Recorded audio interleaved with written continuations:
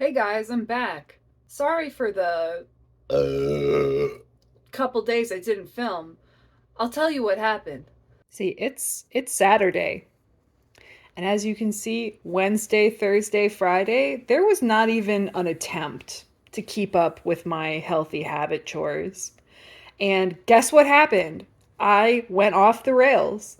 I've been not able to focus on my job. I have been up until 3 a.m. I have not been taking care of my body at all. And, I was just sort of living in total chaos for these 2 days, and I didn't film anything. It's Saturday, and I need to get my shit together. I feel like I'm living in total chaos. Last night I was up until 3 o'clock in the morning, just playing on my phone and watching porn basically. And now it's Saturday though. Saturday, I'm resetting my life. We're gonna be cleaning. We're gonna be going seeing friends. We're going to be showering. We are going to be looking respectable. And I'm gonna start with making a list. Here's my list. First, I'm gonna reset the house, which is usually my last chore of the day. Meaning, I'm gonna put everything in my house back where it belongs, do all the dishes, put my clothes away, everything. My life has been a nightmare. Bad news. As I was getting a new paper bag for my recycling out of this cupboard, I found a dead roach like laying right there, which means that now I'm going to have to add to my list that I need to clean out this cupboard and lay down some poison. While cleaning this room, I added 9 additional items to my to-do list. Like, I'm really gonna try and stay on task while I'm doing an item, but if an idea comes to my mind, I should write it down because that's how people with ADHD never get anything done, is that they have ideas and then they just immediately disappear from our head. Oh, Jesus. And yes, that is a squatty potty, and let me tell you something. Indispensable. I will never go back. Such an investment. I love it. Better.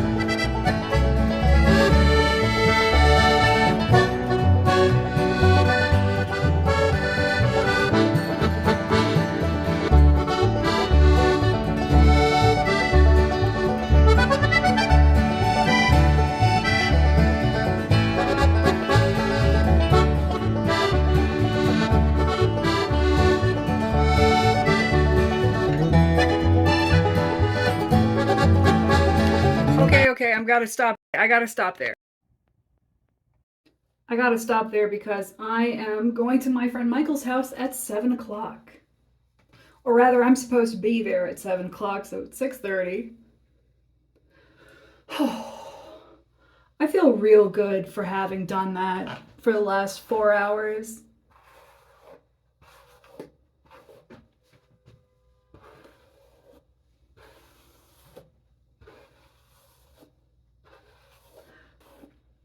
By the way, the to-do list is now over 30 items long. I just kept on thinking of things and then writing them down. And like definitely some are urgent needs, some are just needs, and some of them are wants. And naturally I'll have to reprioritize the list tomorrow because I kind of just wrote them down off the top of my head. But I haven't made that kind of to-do list in a very, very long time, and it felt really good just to use I'm using the camera to help keep me accountable, and especially by showing the times, I'm showing how, that I didn't just lay in bed for an hour and do nothing in between this shot and the next shot. I am actually doing these things one after the other. Highly effective tool. One I will definitely be using more often. But yeah, so Michael is cooking Ethiopian food. Michael loves to cook, and they always cook for me when I come over. We haven't seen each other in forever. It's been weeks. And so we are just going to be catching up and eating Ethiopian food. And probably when I come back, I don't know when I'm going to be back. Maybe like 10, 11, something like that. We'll see what kind of energy I have to get anything else done tonight.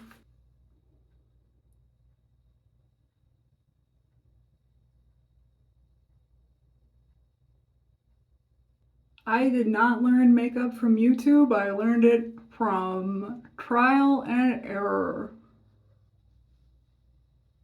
One thing I never have to worry about in my throwback pictures is I've never been a girly to do trendy makeup. When I was in high school, my best friend and my date to prom did drag, and so he taught me a lot of makeup things. But I was always more conservative myself when it comes to makeup.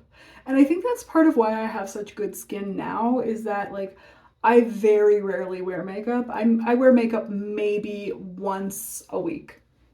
It's going to be more often than that in the coming week though, because it's Christmas on Saturday. It's going to be my family Christmas, and it's cool. I haven't wrapped any gifts or finished shopping or anything like that, or even like got an outfit together, but that's not the point. Like, I'm serious, I do think that Christmas is the best party all year because I love my family. All my aunts and uncles, all my cousins, all hilarious, all wonderful. I love them to death. I've got some difficulties with my own mother, but besides that, me and my family are cool. I don't get to see them very often.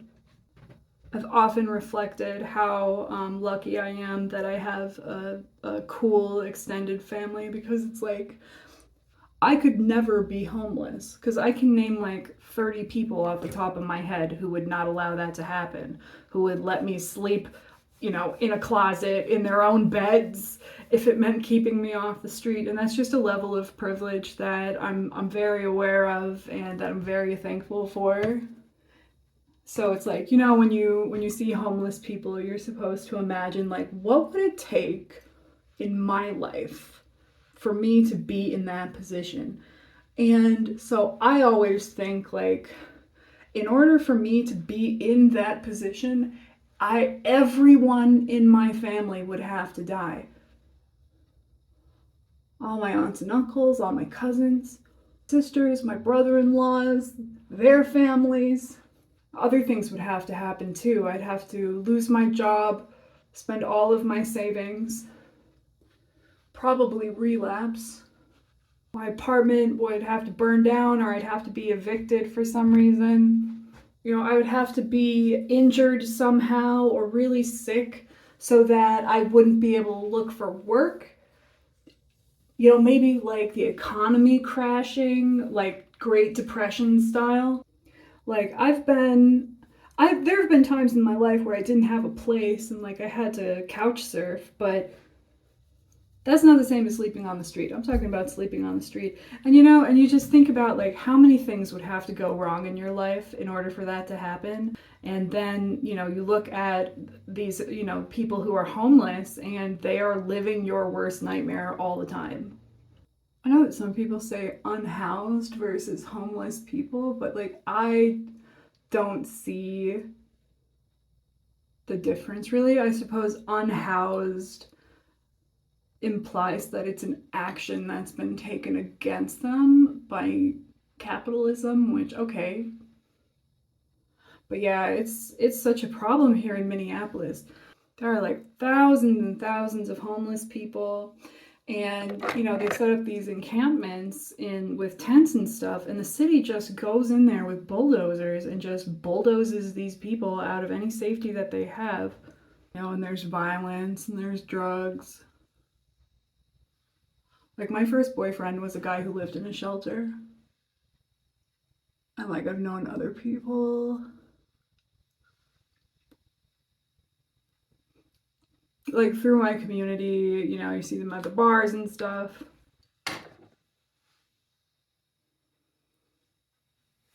I'm like, yeah, I've been real good friends with a couple of homeless people actually.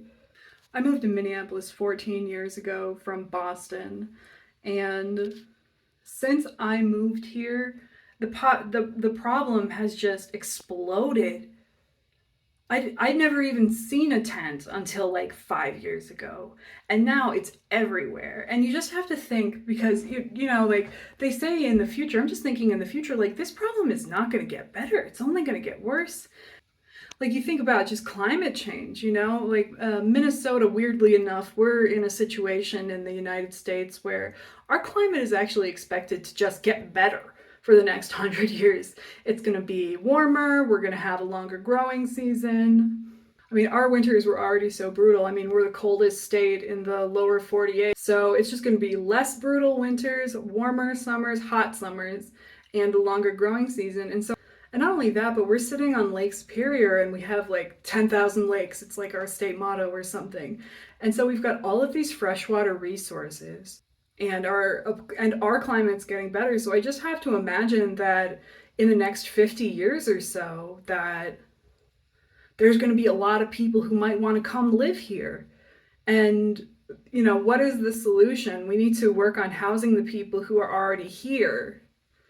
And yes, I'm fully aware that the government could do that at the drop of a hat if they were to properly allocate our resources, you know, to allocate our resources with humanity in mind, but I'm not counting on that. I swear to God, I am like reaching supernatural levels of cuteness right now. This is insane. Okay, so I didn't finish number 7, but on my way out, I am going to do number 15, take out trash. No.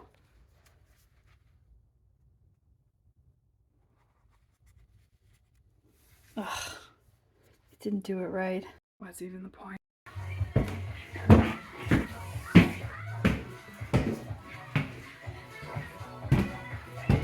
We're cooking chicken. And by we, I mean Michael. Michael's cooking chicken because Michael always cooks for us. We were trying to decide today whether we wanted Ghanaian. Is it Ghanaian? How do you pronounce Ghanaian. that? Food from Ghana. Decided if we were trying to eat food from Ghana or from Korea or from Ethiopia, and we decided on Ethiopia. Okay, Michael, what are we having? So we're having Doro Wat, which is the national dish of Ethiopia. We're having, I wrote them down. I'm just going to read it to you. We're having Doro Wat. We're having Shiro Wat, which is a, I think, chickpea flour stew. Mm-hmm. We're having beans and carrots and beets with jalapenos and injera. Beautiful. And there'll be pictures when it's ready. Look at this apron. Did you make this? I did make this apron. So cute. I made 2 that I'm going to give to my parents for Christmas this year, too. Oh, I'm sitting on the stairs. For beets.